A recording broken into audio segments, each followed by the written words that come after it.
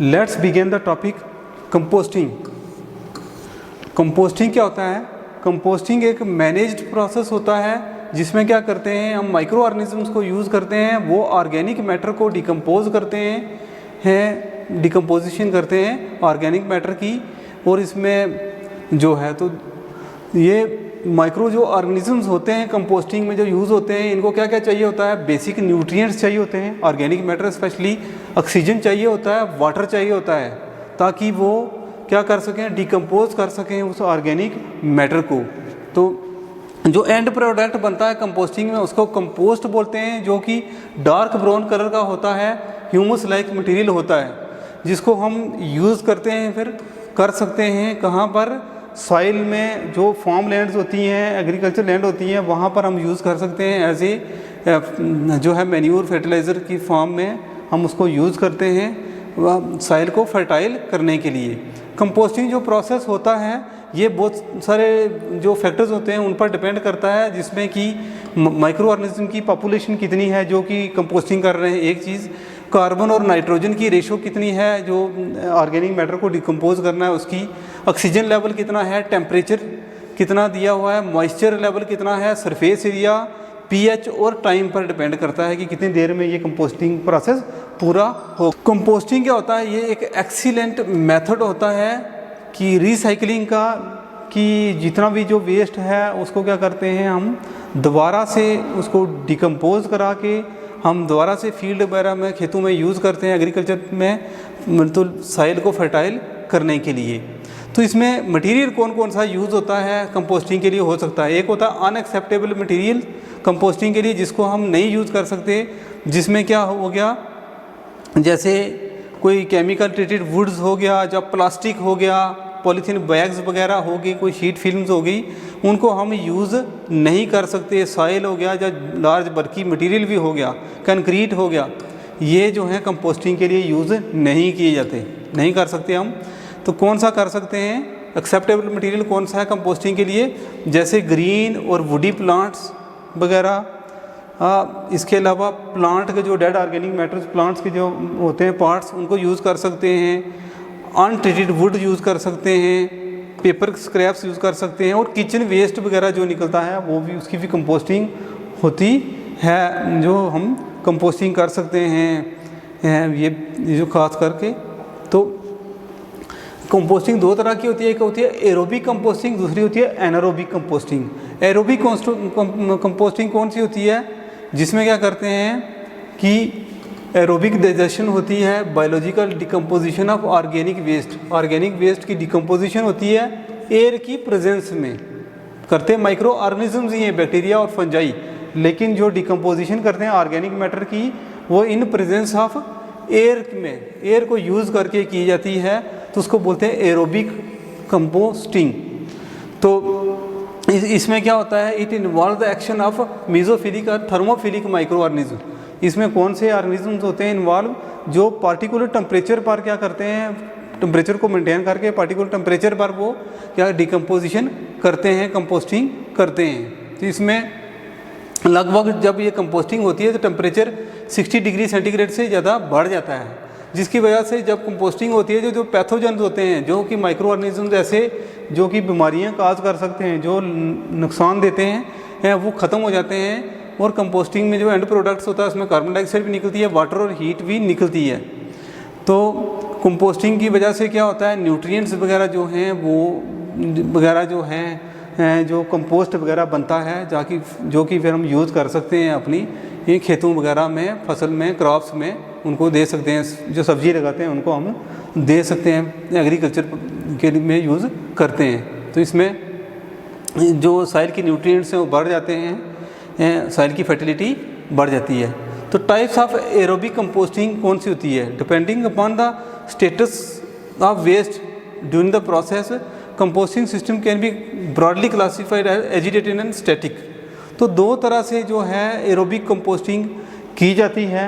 उसमें एक होता है एजिटेटेड, जिसमें वेस्ट को हम टाइम टू टाइम जो है हिलाते रहते हैं, उसको टर्न करते रहते हैं। और दूसरा होता है वेस्ट एक ही जगह रहेगा, स्टैटिक रहेगा, तो स्टैटिक कंपोस्टिंग करेंगे। तो एजिटेटिव सिस्टम में क्या होता है जो वेस्ट होता है उसको एजिटेट किया जाता है, उसको हिलाया डलाया जाता है, उसको टर्न किया जाता है ताकि ऑक्सीजन मिले प्रॉपर।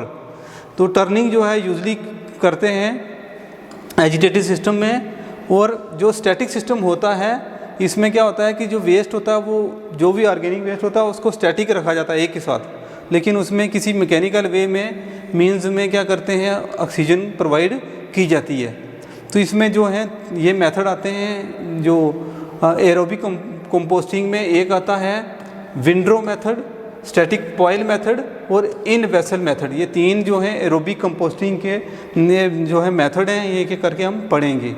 तो विंड्रो मेथड जो होता है वो क्या होता है, windrows of waste of about 1.5 to 2 metre height and 4 to 5 metre width are prepared. इसमें क्या करते हैं, एक रो बनाई जाती है, एक रोज ऐसे करके, ये देख पा रहे हैं हम, वो बनाई जाती है वेस्ट की। वेस्ट को एक रो में डाला जाता है और फिर क्या करते हैं, इसकी जो हाइट होती है लगभग, जैसे ये हाइट है ये वाली, ये 1.5 to 2 मीटर हाइट होती है इसकी, और जो विड्थ होती है इसकी, टोटल विड्थ जो है इसकी इस विंडो की, वो 4 से 5 मीटर तक होती है इसकी, 4 to 5 मीटर इसकी जो है वो विड्थ होती है। और वेस्ट को श्रेडिड किया जाता है, पहले श्रेडिड मीन्स की टुकड़ों में काटा जाता है, बराबर होमोजीनियस बनाया जाता है, तोड़ा जाता है वेस्ट को, फिर क्या किया जाता है इसे, फिर में की फॉर्म में इसको फैलाया जाता है, स्प्रेड किया जाता है। जो विंडो की जो साइज़ होती है, ये जो रो बनाई जाती है, ये भी डिपेंड करती है कि किस तरह के इक्विपमेंट यूज़ करेंगे हम टर्निंग के लिए। कई जगह बड़ी मशीन या ट्रैक्टर टाइप की जो मशीन्स होती हैं उनको भी यूज़ किया जाता है इसको टर्न करने के लिए वेस्ट में। किसी जगह मैनुअली भी किया जाता है हाथों के साथ, कुछ छोटे मोटे जो इक्विपमेंट यूज़ करके। तो जो है वो टर्निंग जो है इस वेस्ट की रेगुलर करते रहना पड़ता है ताकि ऑक्सीजन उसको प्रोवाइड होता रहे। इसके साथ साथ मॉइस्चर कंटेंट के लिए भी, मॉइस्चर को भी मेंटेन करके रखना होता है, 50 to 60% मॉइस्चर बना रहे इसके लिए। तो उसमें रेगुलर वाटर सप्लाई, थोड़ा मॉइस्चर भी दिया जाता है। तो ये जो है मेथड जो है लेता है लगभग 4 से 6 हफ्ते लगते हैं इसमें। तो वेस्ट मटेरियल जो है फिर कंपोस्ट में कन्वर्ट हो जाता है। तो 4 से 6 हफ्ते इसमें लग जाते हैं। तो इसको बोलते हैं विंड्रो मेथड। ये देखो ये है। दूसरा नेक्स्ट आता है जो वो है static aerated pile method. Static aerated pile method, इसमें क्या होता है, जो वेस्ट है उसको स्टैटिक रखा जाता है, एक हिलाया जलाया नहीं जाता, इसको एजिटेट नहीं किया जाता, स्टैटिक रखा जाता है एक ढेर की फॉर्म में, पाइल की फॉर्म में है उसको। और इस पाइल को प्रोवाइड किया जाता है, फिर क्या किया जाता है, पाइप्स लगाई जाती हैं। जैसे हम ये देख पा रहे हैं कि ये एक पाइल है, पूरा वेस्ट का ढेर लगा हुआ है, उसको ये पाइप्स के साथ क्या कर रहे हैं, प्रोवाइड की गई हैं हमने हैं। और इन पाइप की जो सप्लाई है, इन पाइप के थ्रू हम एयर सप्लाई करते हैं, जिसमें ये देखो मोटर भी लगी हुई है, और इस मोटर के थ्रू हम एयर को सप्लाई कर रहे हैं वेस्ट के अंदर, पाइल के अंदर। तो इसमें क्या है, एयर को हीट भी कर सकते हैं, हीटेड एयर भी सप्लाई कर सकते हैं ताकि एक टेम्परेचर भी अंदर बना रहे, और जो है कंडीशन जो है सूटेबल रहे वेस्ट को डिकम्पोज करने में।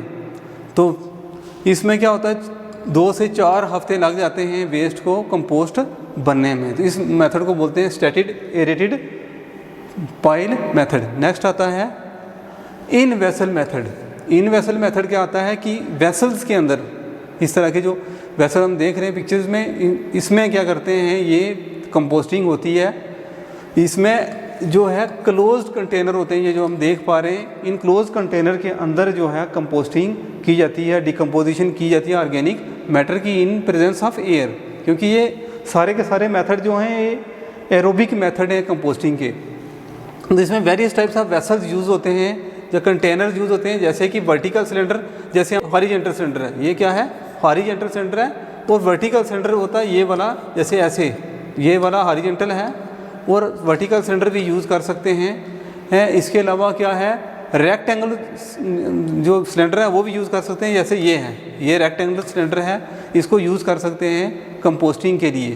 तो इसमें क्या होता है कि मैकेनिकल मिक्सर्स जो होते हैं वो लगे होते हैं, जो कि कंपोस्ट को जो है मटेरियल को मिक्स करते रहते हैं, और एयर को हम सप्लाई करते हैं थ्रू नोजल्स वगैरह के थ्रू। जैसे कि हम ये देख पा रहे हैं, एयर यहाँ से इनके थ्रू, और यहाँ पर भी फिटेड होते हैं ब्लोअर्स वगैरह, जिसके थ्रू हम एयर भी इन सिस्टम के अंदर सप्लाई करते हैं। इस मेथड का जो एडवांटेज है मेन वो क्या है कि इसमें टेम्परेचर को हम कंट्रोल करके रखते हैं, एयर भी कंट्रोल रहती है, पीएच, अडोर, कोई स्मेल शेल वगैरह जो होती है वो भी बाहर नहीं जा पाती। तो ये चीज़ें इसमें जो है फ़ायदा होता है। और ये इस मेथड की वजह से लगभग कितना टाइम लगता है, इसमें लगभग 102 हफ्ते लग जाते हैं कि वेस्ट मटेरियल कंपोस्ट में कन्वर्ट हो पाता है। तो ये 3 मेथड थे, एरोबिक मेथड। नेक्स्ट जो आता है एनारोबिक मेथड होता है कंपोस्टिंग का। इसमें क्या होता है कि anaerobic digestion is a breakdown of organic waste in the absence of oxygen under control environmental condition. इसमें भी क्या है, वेस्ट को हम कन्वर्ट करते हैं इनटू कंपोस्ट में, लेकिन इन एब्सेंस ऑफ जो है ऑक्सीजन, यहाँ पर एयर की प्रेजेंस नहीं होती, ऑक्सीजन की प्रेजेंस नहीं होती। ऑक्सीजन की एब्सेंस में जो है ये क्या किया जाता है, कंट्रोल्ड कंडीशन में कंपोस्टिंग की जाती है, वेस्ट मटेरियल को कंपोस्ट में कन्वर्ट किया जाता है। तो जो एनारोबिक प्रोसेस है इसमें हाइड्रोजन सल्फाइड वगैरह एमिट होते हैं, इस तरह की गैसेस जो है, क्योंकि फर्मेंटेशन प्रोसेस होता है, एनारोबिक डाइजेशन होती है, और फिर क्या होता है हाइड्रोजन सल्फाइड जैसी गैसेस जो कि स्मेल भी होती है इनसे, तो वो रिलीज़ होती हैं। इसके अलावा और क्या निकलता है, बायोगैस भी बनती है इस मेथड के थ्रू, और जैसे कार्बन डाइऑक्साइड और मीथेन जो है वो गैसेस भी रिलीज़ होती हैं इस मेथड के थ्रू। जैसे ये निकलेगा material, composting material, carbon dioxide भी, मीथेन भी निकलेगा, एनर्जी मिलेगी। ये 3 एनारोबिक प्रोसेस जो फर्मेंटेशन है 3 प्रोसेस में ये कंप्लीट होता है।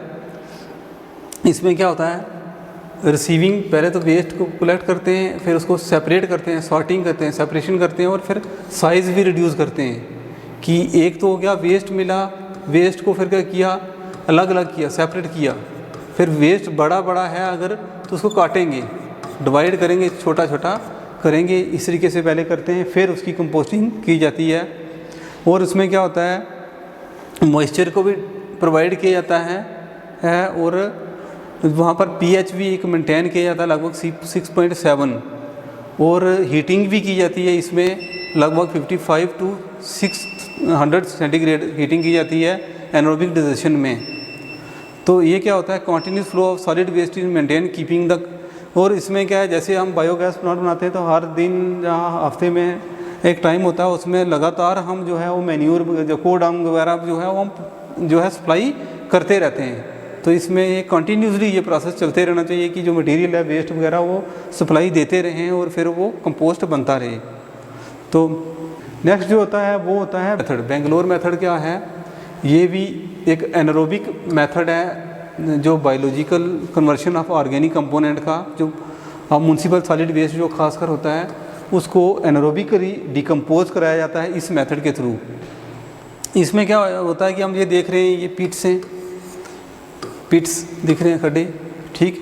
इसमें इन पिट्स में क्या किया जाता है, alternate layers of waste and soil are filled in पिट।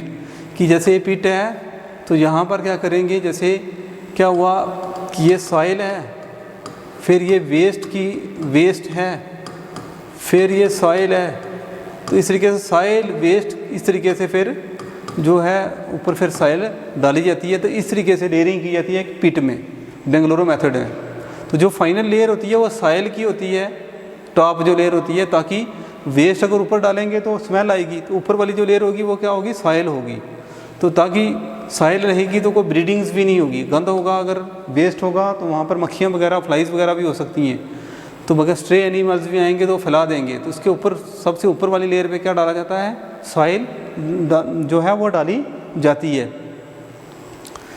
शुरू में क्या होता है, ये कंडीशन जो होती है वो एरोबिक होती है, क्योंकि जब से वेस्ट में डाला तो उसमें कुछ ऑक्सीजन होगा, कुछ जो सॉइल होगी उसमें भी ऑक्सीजन होगा, लेकिन टाइम के साथ यह क्या किया जाता है, ऑक्सीजन को ख़त्म किया जाता है। पहले एरोबिकली उसको क्या किया जाता है, ऑक्सीजन को कंज्यूम करवाया जाता है, एरोबिक जो बैक्टीरिया वगैरह जब बाकी चीज़ों से सिस्टम से ऑक्सीजन को ख़त्म किया जाता है और एनारोबिक कंडीशन डेवलप की जाती है।